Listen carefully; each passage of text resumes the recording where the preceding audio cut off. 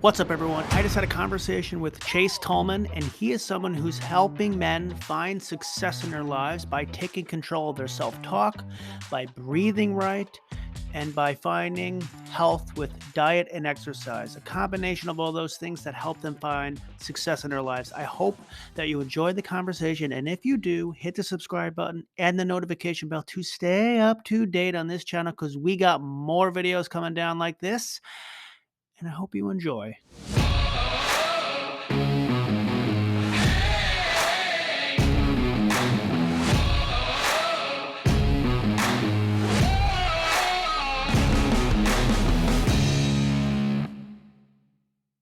So, Chase, it is a pleasure to freaking meet you. Thank you for reaching out and wanting to come on here. We've never talked about an agenda because I don't like to do that type of stuff. I like to just have an organic conversation, and you seem to be into that, so that's awesome. I'm not sure if you even recall really the post, but on this podcast, it's really meant to just give people inspiration and information to live better lives. And whether that can range from a whole bunch of things, talk from eating healthy to investing to setting goals to making a sales pitch and everything in between. And sometimes I don't have all the expertise, and I think it's good to admit that, because you definitely know one person can ever have all the expertise. So I like to bring people on who can share their experiences, their perspective, and their knowledge. And so it is a pleasure to have you on to have us pick your brain. So thank you. Thank you, Chris. It's a pleasure to be on, and yeah, I'm looking forward to it because helping people live better, whether it be fitness and lifestyle or the words they use, it's something I've been doing for going on a decade now. So a decade. Is this how did you get into this? Got into it via fitness. So lifelong fitness guy. I was the skinny kid growing up, so my dad had a weight. Yeah, so my dad had a weight bench in his bedroom when I was 4 years old. So I grew up like, oh, when I get old enough, I'm going to start working out.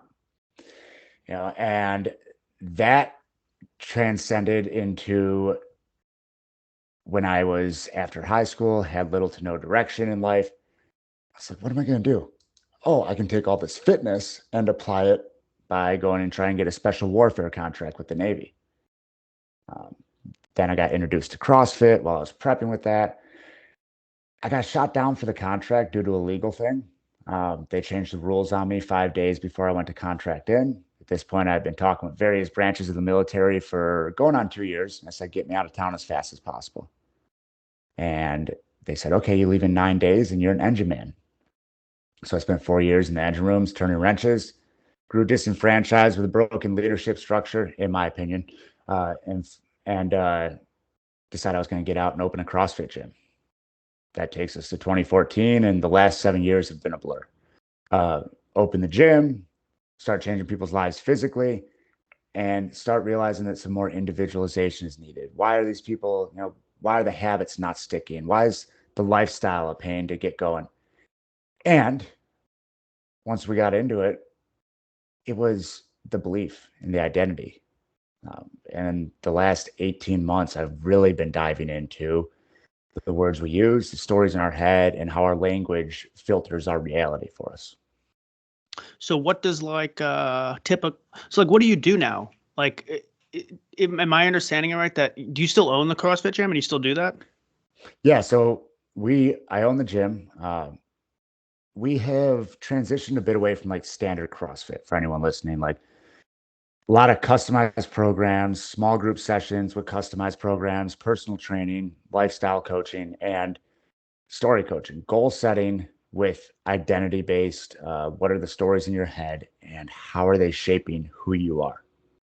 So I have the gym, and I also have my personal brand, which is the Primal Man Pathway, where I help guys worldwide dig into their inner critic and relight their fire that they've squelched due to putting other people first. So if let's say I were to be one of your potential customers and I were to come to you, would exercising be in the regimen? Like you would help develop all the other things, but would you also like give them a training program and train them physically too in exercise routines? Like, how would that Yes. work? Got it. Yeah, more often than not. I've had a few fitness coaches come to me purely for the mental stuff. The easiest way to explain how it works is the four pillars. My four pillars are primal beliefs, primal rhythm, primal fuel, and primal movement. And if we look at those pillars, like they're shaped like a food pyramid, those beliefs are the biggest ones. That's shapes who we are. Our beliefs shape our actions. Our actions will create our reality, and our beliefs are shaped by the words and stories we use. So that's the biggest piece of what I do with my clients. Yes, they get movement. That's the tippy top of the pyramid, though. That's just that little point that makes us look good. Um, the beliefs. Let me ask you this: do you know where abracadabra comes from? I feel like I've heard of this before, but no. No, I don't. It comes from the ancient Aramaic for "with my word I create." Got it. So So it's I actually agree with it. It's like I'm a big fan of writing, and I'm a big fan of writing my goals down and having that externalize my words into something that's real that I believe. And then once the words are down and I believe them, you start changing your physical reality, I believe. Is this the idea of that, of what you're saying? yes, and on the goal piece, have you heard about the 30-year study out of Harvard? No. 30-year study out of Harvard. If you write a goal down, you are automatically 10,000% more likely to achieve it than if you scribble it That's on a interesting. napkin. Yeah, a goal not written down is only a dream. Yep. Yep, Totally subscribe to that kind of thinking. yep. Because so our reticular activating system, it's this little filter at the base of our brain, and it's the reason. Like, what kind of car do you drive, Someone was or do actually you? just someone just came on the podcast and talked Yeah, to me about this. I was like, "What the hell is a reticular activating system?" I drive a yeah. white Toyota, Boom. a Rav4, a white Rav4. So I see it more often in my head because I know I have one. Exactly. Yeah. So you started seeing more Rav4s when you, yeah. So the words we use, if we're telling ourselves like we're not worthy of something, or we're less than, or I don't like this, we're going to see all the reasons in the world to support that. And a lot of those words and the language we use are rooted in the stories that are banging around in our head that we have yet to address. So the first place I start with my clients is we write those stories down to our backing up the point about goals. How many people write down the negative thoughts, the the inner critic, the imposter syndrome, the victim mentality that lives in your head? When was the last time we were bold enough to write down the stories that framed that onto paper? Yeah, I do a lot of writing. I'm not sure if I ever wrote down the negative stuff. Not as much, at least, if I have. Yeah, uh, it's um, it's powerful. You write it down and you look at it, and then you read it, and you read it a couple more times, slower, with some breath in between it, and then we can reframe the words because oftentimes we've let that story rattle around so much that there's some projections in there. There's negations like I don't like when they do that. Okay, what do we like? You know, or there's the soft talk. I might one day, this is the one that crushes goals. I might build a seven-figure business. I kind of want to quit my job. Yeah. No, Gotta use I will. I will. I will, I am, and put a because on it. They did a study on because statements, and they did it in an office environment with people asking to use a copier. And they asked first, they did it without the because for the control. Hey, can I go make a copy? About 75% of the time, yeah, sure. As soon as they put a because on it, hey, Okay, so if you're listening to this, there was a little bit of a technical glitch. We're moving actually to a second clip that we had to record, but it's the same conversation that we continue on. Apologize for the inconvenience, and I hope you enjoy the rest. I hope I don't lose the first portion of that. So I don't think we will. I recorded it, so it should be fine. What the hell yeah, were we talking about? I believe we're talking about language and how it can shape our reality. Yes, I think you were in the middle of saying something really good. I forget exactly what it was. So there's certain types of language that'll spin us into the victim mentality. And for context there, the victim mentality is an acquired personality trait in which an individual tends to regard themselves as the victim of the negative actions of others, even in the absence of clear evidence. And the victim mentality depends on a habitual thought process and attributions. It's an acquired personality state, and it depends on habits to hold it up. And oftentimes those habits are the words we're using.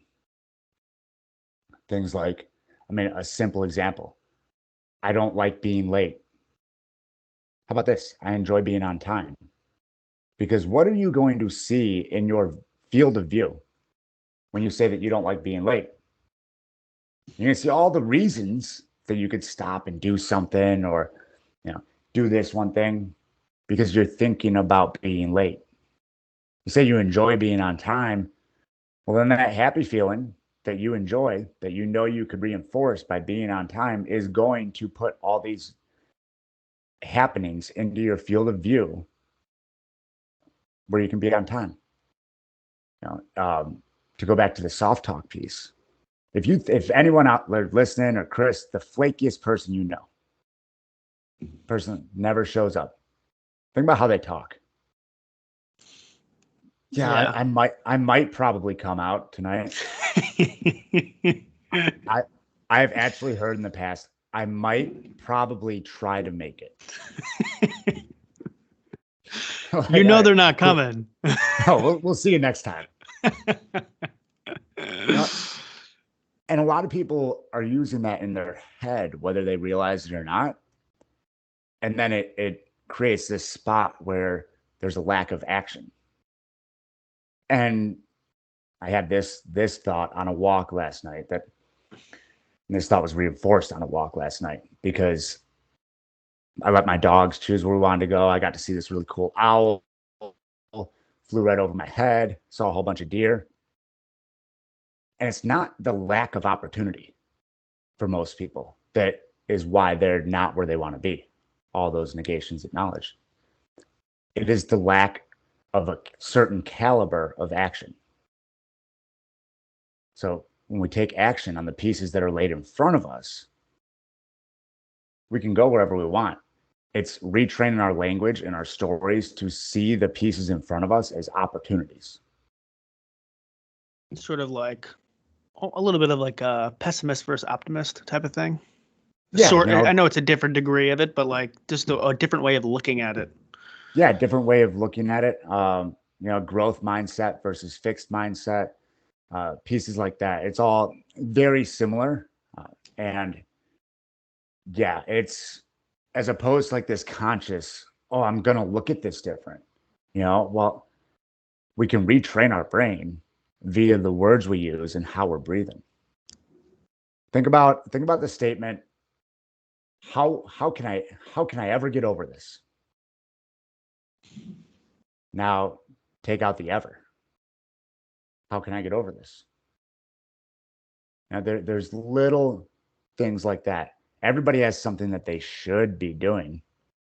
Like, what's something you should do today, Chris? Something I should do? Yeah, like something that like is on your list. Like, man, I should really do that.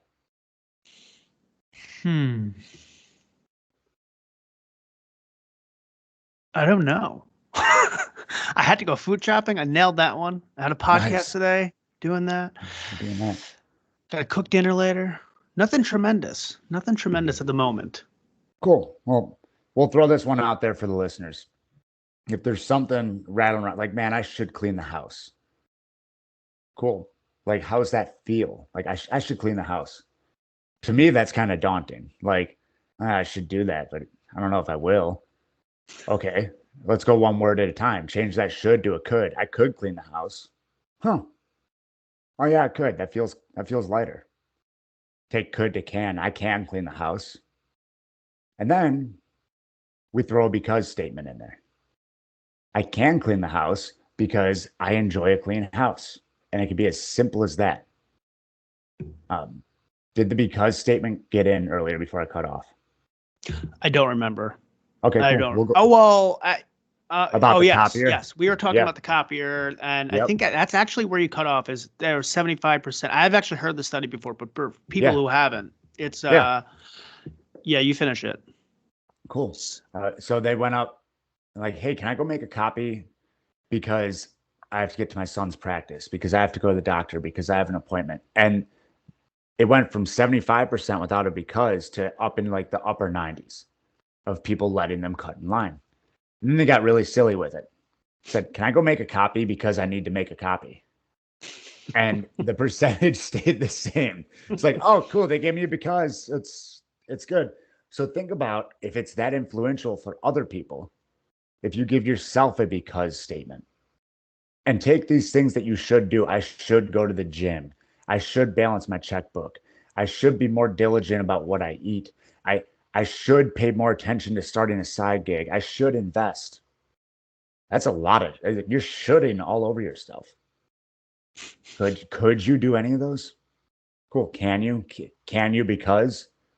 And then from the can, I will, I am, and then get specific about it. Like go to my background, fitness. Like I work out Monday, Wednesday, Friday at 5:30 a.m.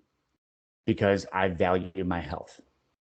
You know what? Maybe That's a good one. That is a good yeah. one for me. I should work out today. That is a good one. I have been a little bit lacking on that front. So Boom. that's a good thing you mentioned that. So if we play that game, like, could you work out today? Absolutely. Cool. So is that a can then? I can, I should, and if I don't, I'm a lazy piece of shit. So if I can't, so if we finish the statement for you, I can work out today because Because it will only take 10 minutes and I have boom, plenty of time in the day. love it. And And and it'll help my health later down the road. So there's no beautiful. excuse. Well, and how's that feel compared to man, I should really work out today. Yeah, it's more definitive. It's more crystallized as the reality of something I should do, as opposed Mhm. to words that it's like going into a meeting with a bunch of corporate people and everyone has great ideas and then no next steps happen from it. It's just like words. Words are cool and words are great and we should do this. It could be interesting if we thought about it like this. Da, da, da, da, da, da, da, da. 2 minutes later, everyone leaves the room. It's like, let's get the fuck out of here. Let's go get lunch. And no one thinks about what they could actually be doing for the takeaways of that meeting. Yeah, it's action or a lack thereof that will dictate where you end up. You want to know the two secrets to success in any endeavor in life? Tell me. Start and keep going. That's it right there. And so many people have yet to even start, much less keep going. Yeah. My I have two things on that. Like one, I feel like people who don't start either they're afraid of something that might happen wrong or they're afraid of what someone might think. And I always say, who gives a shit what people think? One, two, you can't always live life so afraid of every little thing that you Chase have probably done so many things in your life, and if every single endeavor you were afraid to make that move as if it was going to be the biggest determinant of your life, whether you're a success or a failure, you would be afraid to take that first step. And even if you took the first step, you'd be so nervous you probably wouldn't even be able to take it confidently. So it's like that piece, and then the other piece is there's no fire under your feet. Why the hell should I go do this today if I didn't set a goal with a specific date that I have to hit by, and it's a very specific goal. I want to lose 10 pounds by the end of the year, and I'm going to do that by these three actions. It to me, people don't take that first step because of the fear, and then because there's no fire. You don't have a goal if you don't have the fire. I don't know if you have any other thoughts on that, but it's like that first step Yeah. is so important. So for me, I use a goal setting pyramid. And the first piece is that target that we talked about. Write it down. You know, and cool, you're already 10,000% more likely to achieve it. Next, let's make a plan. And the biggest piece of that plan for me, like, yeah, let's chunk it out into quarters, get that 90-day goal. What can you do in the next 48 hours First, what can you do in the next 2 weeks? Cool, get that on the calendar. Next, what can you do in the next 48 hours? And when I'm working with someone, once we get that 48-hour piece, cool, can you do that right now? Awesome. I'll wait 10 minutes. Go take action on that. Because action dispels overwhelm. And once we get that plan laid, we check in and we see how it feels. Because to your point about fear or anxiety or overwhelm, a lot of that is rooted in I got hit by a ball when I was 8 years old in T-ball and everybody laughed. So I don't like to put myself out there anymore. So how does that feel? Where is that anxiety or that fear coming from when it comes to, I don't really want to take action on this stuff? Cool. Yeah. Now we're going to go look at that story. I'm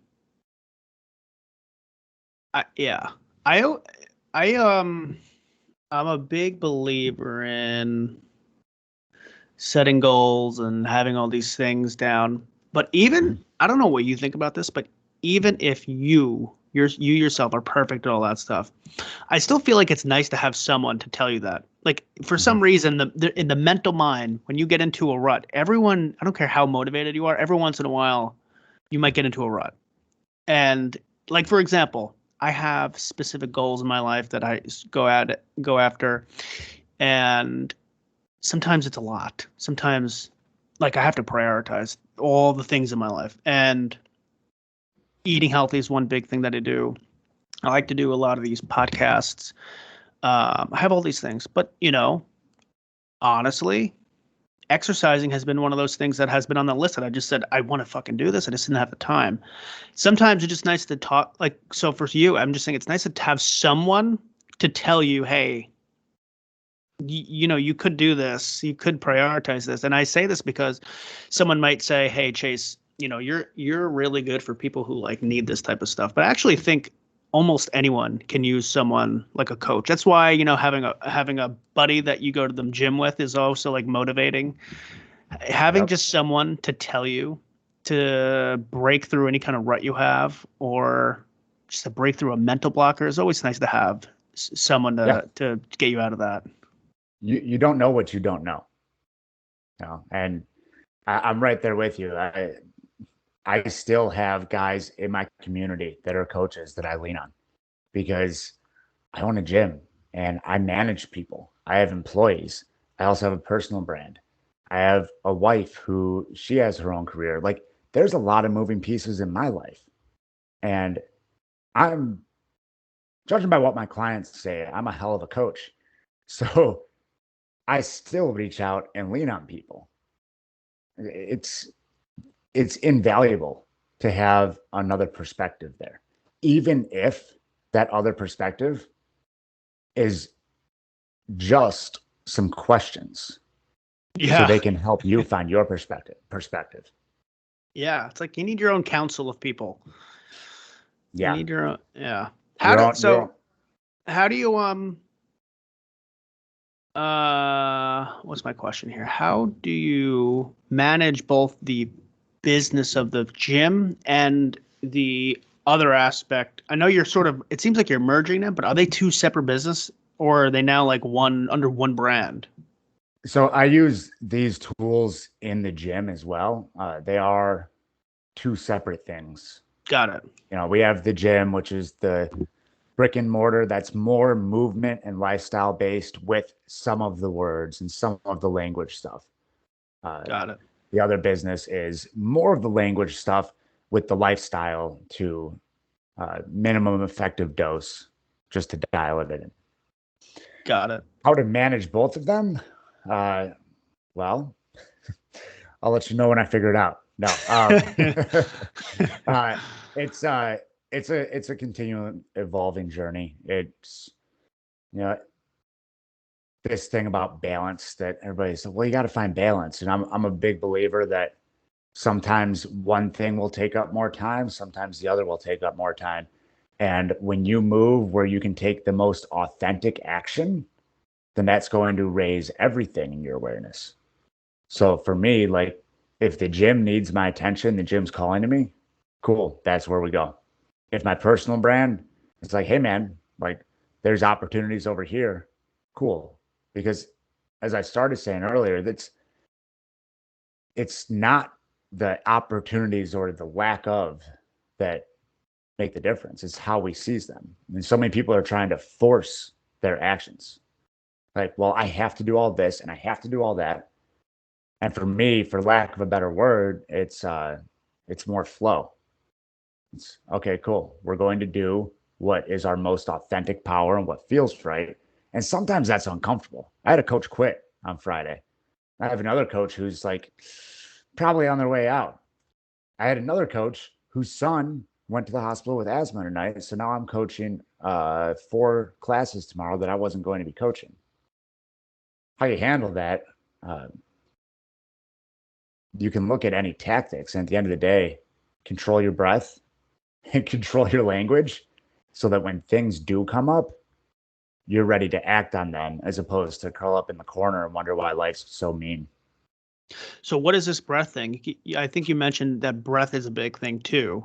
Yeah, So I'm assuming that's part of the talent, adjusting your story and putting the right words in. So definitely. yeah, tell me So, what the breathing part is. yeah, so it's, you know why there's a book called Why Zebras Don't Get Ulcers. You know why zebras don't get ulcers? No. Because they save their fight or flight response for when a lion is chasing them. This day and age, between work and news and family and everything that we pile on our plate that we think we have to do, we're running around this upregulated sympathetic nervous system fight, flight, or freeze response. And it's no good. It's killing people. And it creates this when something happens in your life, you either fight it, you run away, and more often than not, people freeze. So when we can keep our breath low and slow, a lot of people are breathing trapped in their chest, high and tight, just see them, their shoulders all up in their neck, and they're unable to really process what's going on day to day. They're living in their story as opposed to watching it play out. And when we slow our breathing down, we can create more awareness around our emotions, our stories, and create a space between our reaction and our response. Is this another term for meditation?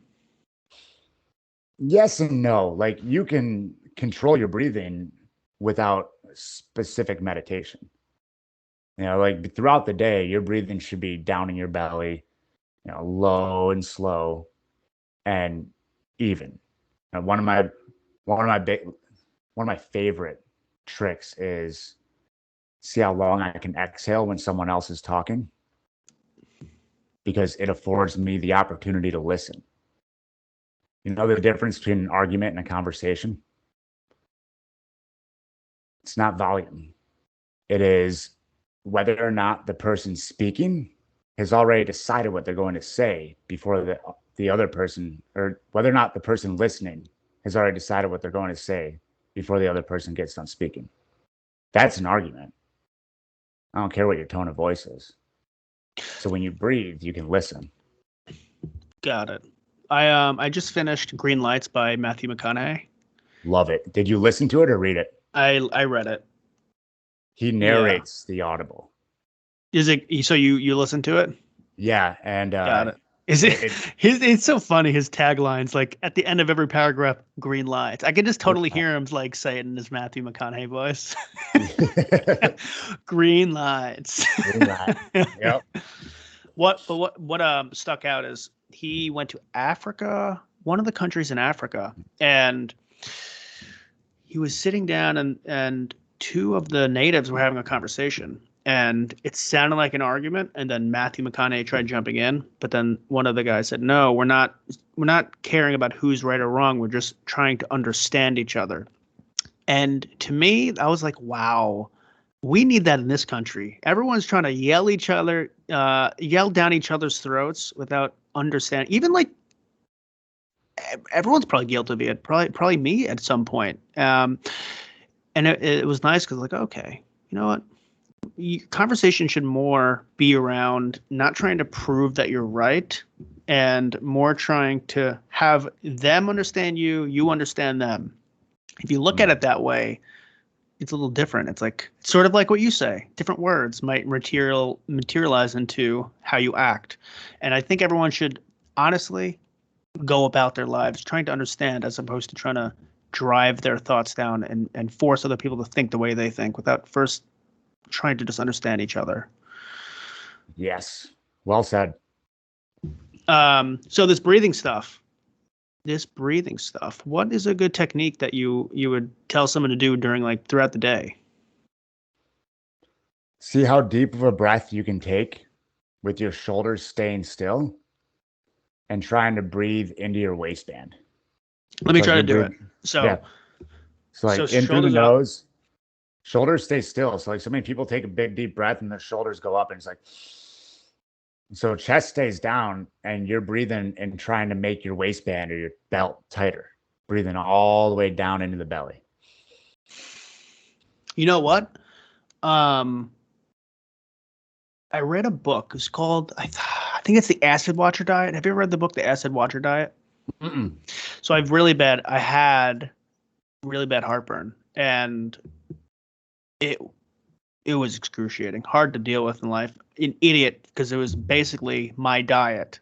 One of those things where if I just had someone to tell me earlier, like, hey, coffee, Yep. alcohol, chocolate, spicy food, uh, stuff that has high fructose corn syrup in it, probably, you're probably creating an atomic bomb in your stomach, and you probably want to relax on that and eat more whole foods. Well, figured out that that was the case. But one of the things that the author mentioned was sort of saying what you're saying. You shoulders are up, your chest is like, I don't know if your chest is out a little bit, Yeah. and you breathe.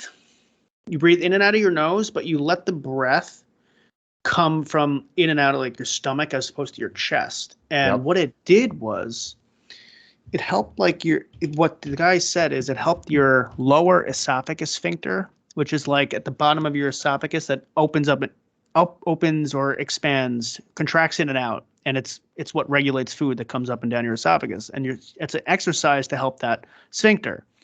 But when I just did what you told me to do, and by the way, your sphincter is supposed to be like closed, otherwise if it's open you get more heartburn because it comes up the esophagus. But Yep. not related to what you're talking about, but somewhat related. When you just told me to do that, I felt the same exact breathing exercise that this author told me to do.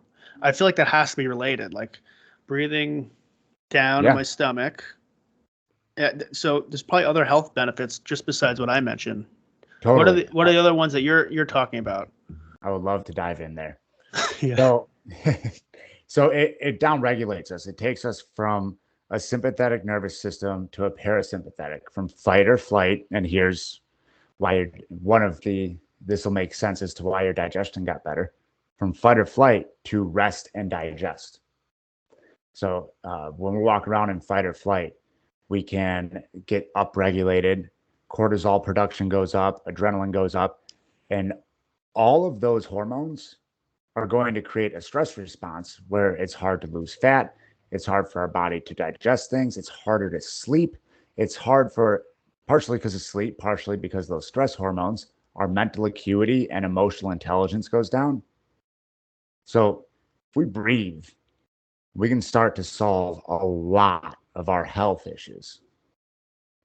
I don't do it as much often, but I do want to get back into it, doing what I just mentioned. But I did it up to 10 minutes a day in the morning. Is what you're saying is it recommended to do it more often, like when you're just at the office, or is 10 minutes a day in your head like a good time to like it may be in the morning? Like, is that a good time to do that breathing exercise, and does that help down regulate your nervous system? Totally. 10 minutes a day is a great spot for like a dedicated meditation routine. If you have 10 minutes, boom, plop that in. And you can breathe like that throughout most all of your day. If you ever catch yourself throughout the day and you go, My wife and you makes just, fun of me when we do it to each other. We're like, "Oh, yeah, what's wrong?" yeah, it's probably because you were holding your breath. because we all like to walk around and forget to breathe, or we're breathing really Well, it's shallow. also when we're angry. We know that Yeah. we do that when we're angry. You know, it's fun though. Next time you're angry, check yourself and see where your breathing is, because you're likely up in your chest. So you're angry and your body knows subconsciously that a long, deep breath is going to help calm you down. And meanwhile, you've been getting upregulated and your boss is a dick and the commute was crap and I can't believe this weather. And yep. I gotta have my wife listen to this. She'll laugh at that. Okay. Um, what got you into the CrossFit?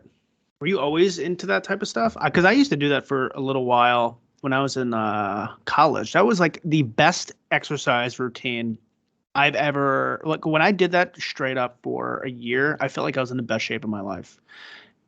Yeah. What got you into it? So in 2008, I was talking with Air Force recruiters at the time, and I was looking to go pararescue. My dad flies for United Airlines, flew for United Airlines, and he was flying with a guy who was in the reserves. And he's like, dude, if he wants to go military, tell him to check out CrossFit. So we got CrossFit.com. We're like, oh, look, we can do these in the garage. And that's how it started. I drank the Kool-Aid, went off the deep end, which is why I got out of the Navy and opened a gym.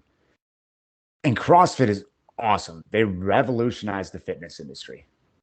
That being said, with the advent of the CrossFit Games and CrossFit becoming a sport more than a lifestyle, people started taking that competitive nature and pushing it further and further.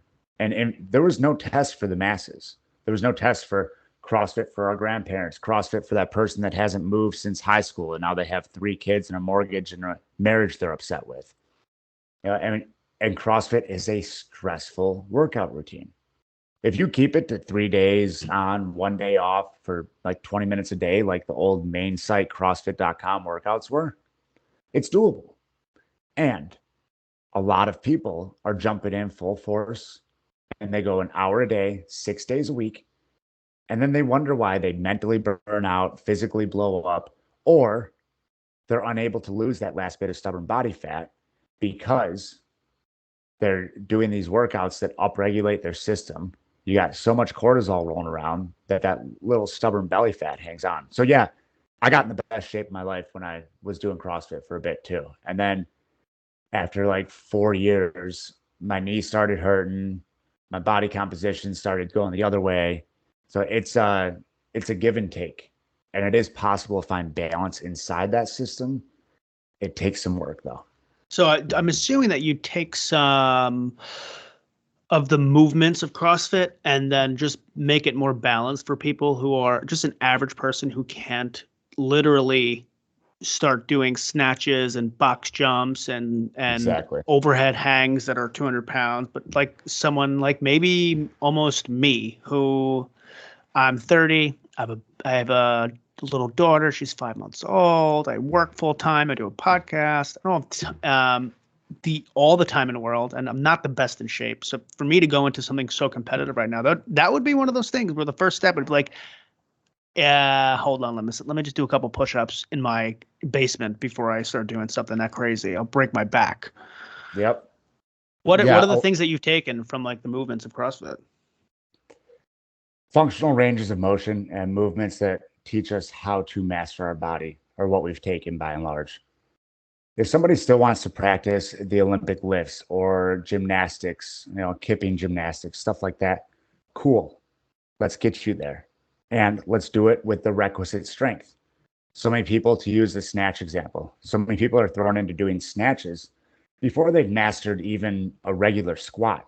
And Much for people less who don't know what a snatch is, that is like, tell me if I'm explaining it right, but you're yeah, almost like it seems like if anyone's ever done a deadlift, you're taking a bar from the ground, a bell bar with, let's just say 100 pounds for an example, and you're lifting it up and then you're lifting it up above your head and then you drop down and you have yep, the weight above your head. It's probably one of the most difficult movements in CrossFit, I would say. yeah. I mean, it's one of the most difficult resistance training movements out there, you know.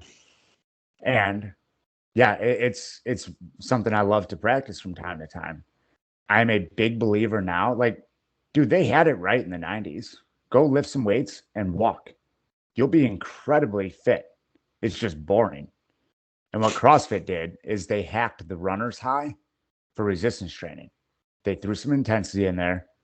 You get to feel this rush of adrenaline. So what we've done is pulled it back a little bit. And yeah, we do program those super high intensity days every now and again. The main focus is on resistance training and getting individuals acquainted with their body and how it moves before we start just throwing them into snatches and box jumps and toes to bar. Yeah. I will say though that the place that I trained at, the trainers were really good at making sure that you understood the movements. Like when I first started, they didn't give me any weight. I would just have like a Yeah. plastic bar, and they were like, you need to first, because you could hurt yourself. You need to first learn like what we're even talking about. Then we'll start you off very low weight. But they were good at getting you the right movements before you actually put a lot of weight on it. So I will say that there are good trainers out there that can do that. But I do think Totally. that it's a lot. It is a lot to consistently do for your whole life. Yeah. How do? It's Yeah, go ahead. it's a lot. And running it, we were open as a CrossFit gym for over 5 years, and it was few and far between. I have trouble thinking. We had a good amount of members that were around for all 5 years, and I have trouble remembering anyone who didn't have some sort of little tweak or something in those few years that never really got addressed. It was like they rested and it was something. That's why we switched systems. Like, Yeah. all right, I want to address that. I want to make sure that that shoulder that gets tweaky and then they stop and then they come back and they stop and they come back. So now we have the ability at the gym and myself when I program movement for remote clients to bridge the gap between physical therapy and the gym to create fitness that makes it so your back doesn't go out when you sneeze anymore. Yeah. Have you always been a very disciplined person? Seems like you trying to go to the Navy, then do CrossFit. Now you open up this business where you're putting people to be on more successful paths and doing life coaching. It seems like you need to be very disciplined to do all those things. Were you always a disciplined person? Like, where did this come from? Oh, that's a great question. It came from wanting to do things that I enjoy because I was not disciplined in school. I stopped doing homework in third grade. Like I remember having the undone assignments, just the blank assignments in my desk, and I would go to the bathroom when the teacher was collecting homework. Um, I got by on getting A's on all the tests in high school because I know your content, I know the answers. So why do I need to prove it by writing a paper? Uh, I was bored and I didn't know what I wanted to do. I had zero direction. So that was why I started talking with the military was because of my lack of direction and my perceived lack of discipline. It was, in my opinion, more of a lack of interest. Um, so the military started as talking with the Air Force for air traffic control because that would be a cool career to have when I get out. And then it continued by talking with the Air Force with special warfare. They pulled some sign this paper, and I didn't want to sign that paper because I knew it wasn't really what I wanted. Um, then we talked with the Army and then the Navy, and we've come full circle. But yeah, to answer your question, I wasn't always super, super disciplined. But did the Army, when you went to the Army for 4 years, I think you were something like a technician, is that right? I was in the Navy as for 4 years. I was um, in control of an auxiliary engine room on a minesweeper. So I was in control of two diesels, water making units, and air compressors. Did those 4 years get you disciplined? Or Those was it four, more that when you got out of school and you felt more, it's like when you get out of high school, I feel like the same thing. When you got out of high school, it's like, okay, no more like, teacher trying to give me some bullcrap lesson that I don't care about, which is, I'm going to do this test and whatever. Now it's like, okay, my life's in my own hands and I need to step up for myself because otherwise there's no more school anymore. There's no complaining. For me, everything is on myself. And it's just a matter of like now, you know, turning on the engine as opposed to being an autopilot in Yep. pilot in high school. But I'm curious if it's a combination of that and maybe experiences in the army that helped get you more disciplined, or whatever the experiences that did that for you. Yeah. So I proved to myself that if I wanted to do something, I could do it. When I got LASIK eye surgery and I went from running a 13-minute mile to running 2 miles in 13 minutes, swimming a couple thousand meters, running the same pace back home, and then doing push-ups and sit-ups and pull-ups in the garage till I was blue in the face when I was training to attempt to get a Navy SEAL contract with the Navy.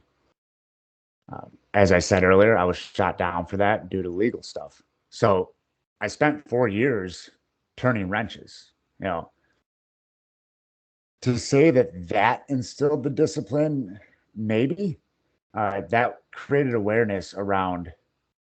Cool. There are a lot of people in this world that are on autopilot. They're just showing up, punching the clock, and going home. And it sparked a light in me that like I don't want to be on autopilot. So what can I do to be in control of my destiny and my journey? And that answer was, let's go open a gym. Got it. How do you get out of autopilot for yourself? Because I have a thing here where it's like you could be. I mentioned it a little bit earlier, but you can be very disciplined. You can have goals. You could be ambitious, but every once in a while, 6 months down the road, you just might fall a little bit into autopilot. I feel like, and sometimes it takes like a couple weeks to figure that out. Like, oh, I am on autopilot. Let's snap out of it. For me, I have a couple things. Like, one, I have an email that's sent to me every 3 months that asks me questions like, hey, what are you doing right now that you wish you could do better? Like, what are you doing that someone else would be doing that maybe would replace you and make you obsolete? Like, and it asks me questions that make me think about it. Also, I just change things, like change routines slightly. I don't know. Maybe it's a dopamine effect, but like you change like one recipe, it's not a big thing. One recipe in like your weekly meals, and like maybe you snap out of it, or you have a routine that you just tweak one thing. And it's just like a change in your life sometimes helps. It doesn't have to be a complete change, but one little change.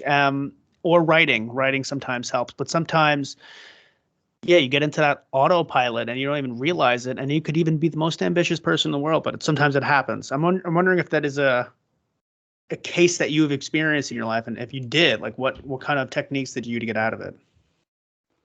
Yeah, self-reflection first and foremost. And for me, what I use to prevent going back into autopilot is meditation and journaling. And sitting in meditation for goal is 20 minutes a day, and journaling. And at night, 3 things I'm grateful for from the day, 3 wins, and 3 things I want to accomplish the next day. And create awareness around your actions and how they are shaping your life. That's a lot. You're naming 9 things every night? Yeah. That's pretty good. It's so many people are on autopilot though, because go to school, get the job, marry the girl, build the family. And hey, when you're 65, you'll have maybe some retirement to enjoy yourself. Like, how about we find ourselves now and realize that we can start enjoying our life whenever we want? Do you drink a lot of alcohol? Barely any. Did you ever? Oh yeah. Yeah, dude, I was in the Navy. Of course I did. Yeah. So you find that you I don't know, when you stop drinking heavily, you have way more mental clarity. It's like if I drink, like every once in a while I'll have 1 or 2 beers. Sometimes I'll have a beer on the podcast with a friend, like a IPA. But if I have like 1 or 2 and I'm a little drunk, the next day or two are like awful for me. I get out of my routines, I'm not disciplined, and it takes like a couple days to get back into it. But imagine if that was your like lifestyle, like a few drinks or more every other day. I just told you one time and it takes me 2 days out of it. Can you imagine every other day? You're constantly out of it. You'll never be disciplined enough and have the mental clarity to achieve any goal you want. It's a compound effect, Yeah. And And the alcohol in and of itself, disrupts brain waves and destroys your sleep cycles. So if you think you have a couple at night to fall asleep, you're not asleep until your body gets done metabolizing that. You're just sedated. You're not getting that valuable deep sleep that you're supposed to get on the front end of your sleep cycle. And then because you didn't get that, you don't fall into REM as easily in the morning. And that's why after a hard night of drinking, you'll wake up like 3 or 4 in the morning, depending on when you went to bed. And you'll wake up and you're like, oh, I'm like wide awake, but I don't feel rested. And it's because your body has dumped off all of the hormone that builds sleep pressure called adenosine. So you have little sleep pressure left, but you're also not, you didn't get that sleep. You didn't get to store the memories and process them and process your experiences. So yeah, alcohol in and of itself will disrupt and, cause issues with protein synthesis. If you're trying to be fit, there's a whole myriad of things alcohol does on its own. When you throw on the detriments to sleep, it's astounding. What was there an inflection point where you said, I have to cut this out, or was it like a gradual thing as you got older? Where it was like, you know what, I'm in this age, I can't do this anymore, or was it like, hey, I read a book, or I had this bad experience? So it was good question. A little bit in the Navy, I started chilling out. We would go out and go hard in San Diego. And then my buddies started like getting angry because they're like, what are you doing? You're just sitting by the pool all weekend? I'm like, dude, I was up at 7 a.m. I worked out. And by the time the sun was high enough to enjoy it, I was by the pool and I stayed there for 4 hours. Uh, I got out of the Navy and I got out of the Navy in February and didn't open my gym until August. For the first few months there were a lot of IPAs consumed. And then at one point, right after I'd opened my gym, I was at the bar after getting off it one night and I'm drinking an IPA and I could literally feel my legs drying out. I think I had squatted that day and I could feel like my body drying out and starting to cramp up. And I was like, no, okay, we're done with IPAs. And then I moved to Moscow Mules, got sick of the sugar content in those, and just started slowly weaning off. And now it's like, yeah, maybe a good bourbon or a nice scotch here or there. Yeah. It's just strange when you don't when you cut it out almost 95% and then you have a little bit of it. It's like it feels good, it's nice, it helps make the social environment better, you have the conversations with people. But then you get back when you're like, oh man, imagine, like, how did I do this so much? Like, I am out of it. How the hell? And then you look at people who do it too often. You're like, okay, how do you like even keep up with yourself? You must be like, there's no way that you can be energized and have mental clarity. It's a nightmare situation. A lot of people are so unaware of how good their body and mind could feel that they think that that's normal. Yeah, that's the thing. It's like, and you used to maybe think that was normal, and then once you're in a long period of not doing it, you're like, oh. Once you get back to it for a second, you're like, whoa, I see Oh, the night and nope. day a little more clearly. Yeah. My sister got married this year, I think back in September. And I came out of retirement and I put everybody under the table.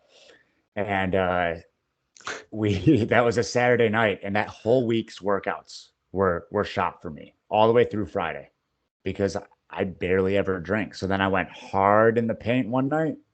That threw off Monday through Friday's workouts. Yeah. Now imagine if you did that Wednesday and then Friday and then Saturday and then Tuesday, then Friday. It's a Yeah. disaster. Yep. Do you do podcasting? Because I feel like you have to do something with video if you have a Blue Yeti. um, yeah, so I have a podcast that it's an on again, off again thing because that is one of the things that'll get shelved as I get busy. Uh, I'm I I'm more and more regularly a guest on a podcast or doing workshops or masterminds online. A lot of my Got it. coaching is done online. So yeah. Where's your podcast? Is it do you promote it at all? Yeah, so it's called the Primal Man Pathway. It's the same brand as my personal coaching brand, and it's everywhere. It's on Apple Podcasts, Spotify, Stitcher, most everywhere. I've heard there's a couple that it's not on. It's on the big platforms though. Got it. Okay. Well, I'm going to round this out here, but I'm going to round it out with, I always ask these three questions. I think you've, one question, but I think you've answered a good portion of it. What are the three things that you would tell someone to be more successful in their lives, regardless of who they are and where they are in their lives, how old they are, doesn't matter. But what are the three things that someone can do to be more successful? Put your phone down for 2 hours in the morning. Do not look at your phone for the first 2 hours of the day. Find your dopamine somewhere else. 2, meditate for 20 minutes a day. If you don't think you have 20 minutes, meditate for 30. 3, write your journal out before bed. And it can be the prompts I gave earlier. It can be just a brain dump. Get your thoughts out of your head and onto paper. Beautiful. I liked how you sprinkled in things that we didn't really even talk about. I like the phone thing to get your dopamine from somewhere else. I like that. All right, Chase, it was a pleasure to talk to you. Just ping me, your website link and anything else that I'm going to put in the post. So when I post it, I can add the links in there. But I appreciate you coming on. Hope we can do it again. And I hope you have a good rest of your day, my man. Hey, you too, Chris. I appreciate you having me on. Thank you for sticking with it through that technical glitch. And you enjoy the rest of your Sunday. Enjoy that workout, yeah? Yeah, I got to get to that. All right. Hell yeah. Take it easy. Later. Bye.